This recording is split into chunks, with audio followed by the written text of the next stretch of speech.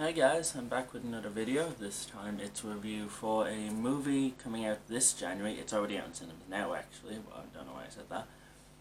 It's called Stan and Ollie, and it's a movie I've been really looking forward to. It is a film about the final tour of Laurel and Hardy across Britain in, I believe it was 1953. A good nearly 20 years after their peak in the 1930s. And why was I excited for this? Well, it's got a good cast, I love Steve Coogan when he does serious roles. John C. Reilly's really good in this.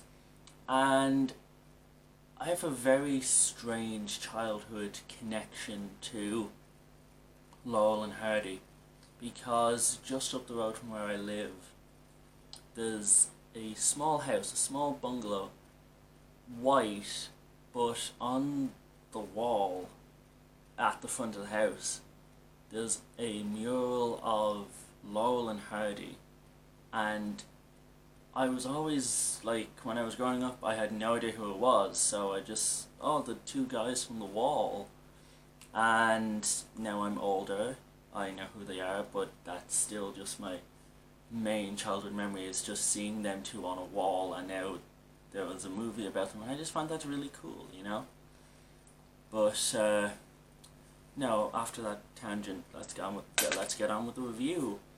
I really like this one, guys. It's really well acted. Like, John C. Reilly got a Golden Globe nomination for his performance here. I think Steve Coogan is the stronger performance of the two.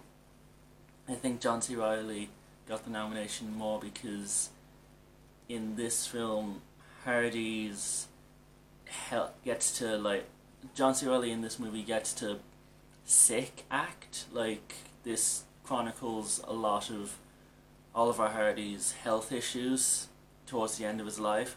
And I think the award circuits and all, they just love it when an actor gets to sick act. Like, if you get to play a character who's sick or dying, there's just a lot of meat to that. And it really attracts Academy voters. But I think Steve Coogan had the more interesting part, because he wasn't sick acting. It was just great acting.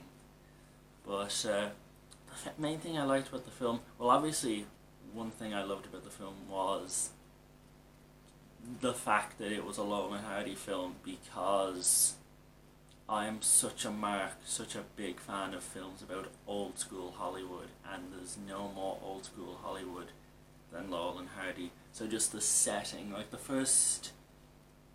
the opening scene of the film is them in 1937 at the peak of their stardom, and just walking through an old Hollywood lot set in the 30s, and I was just loving every minute of it. I don't know why, but I'm just really drawn to that era of Hollywood, like the style, the atmosphere. I don't know, I'm just a big sucker for movies about old Hollywood, like Hail Caesar, and even La La Land to an extent. I know that was set in the modern day, but it harkened back to the old school musical days and talked about that era.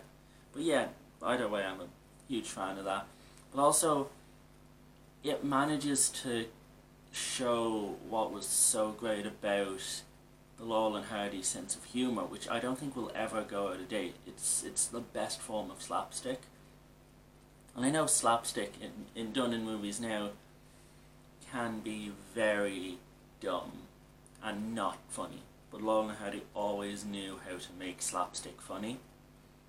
And also, the movie has some great one-liners as well. Steve Coogan has some amazing lines during this film that just got me bellyache laughing.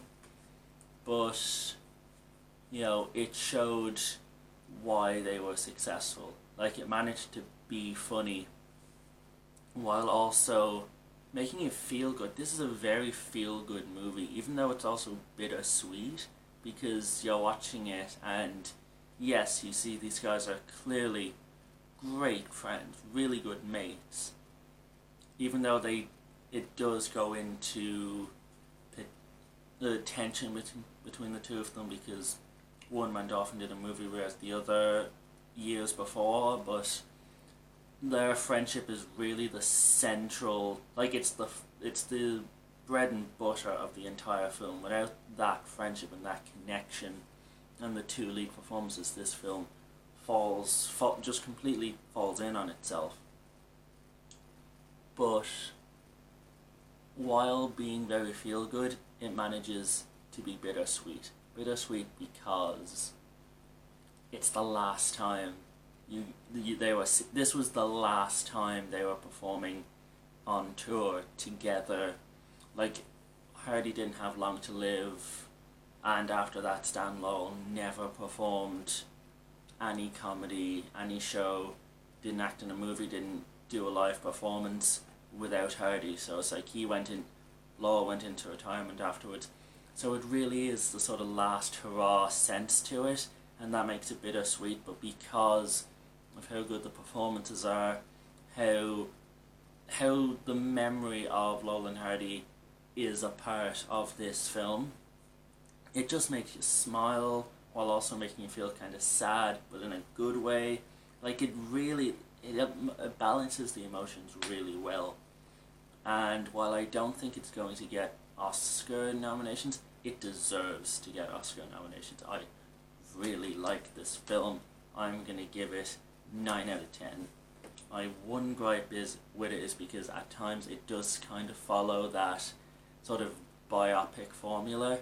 Even though this is a different kind of biopic. Like, this isn't one of those biopics where it just shows the start of Laurel and Hardy's rise, the fall, and then the rise again. Like, it doesn't cover the entire thing, it just covers one specific area, which I kind of like more in biopics. It's happening a lot more nowadays, because the days of sort of the great 3-hour biopic epics like Gandhi and all, you don't see them anymore. And I think that's because they were happening, they became kind of stale. Like, 3 hours to cover an entire lifetime, but half the time it's not covering what you really remember about that historic person, or that you're really that interested in. Like, but if you center it on like a certain time in their lives, like a film like Selma or anything, I think it does more justice to it, because it can focus on what's most important and capture that person through the most important part of that life, or one of the more interesting parts of that life, rather than the whole life. But like I said, 9 out of 10, go see it. I loved it.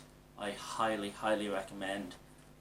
If you like watching these videos, please click like on this video. Please subscribe if you have any opinions. If you enjoy what I do, say so in the comment section. If you hate it and you want me to feck off, just say it to my face. Even though it's not my face, it's the comment, but you know, same thing. So I will see you guys soon. I will keep getting the Game of Thrones reviews out. I know there's no way I'm going to get all 7 seasons done between now and April, but I'm going to give it a go. And if I have to do season 8 reviews halfway through and then just finish everything up beforehand afterwards, I will. But either way, that's another story for another time. Thank you all. See you soon. Bye.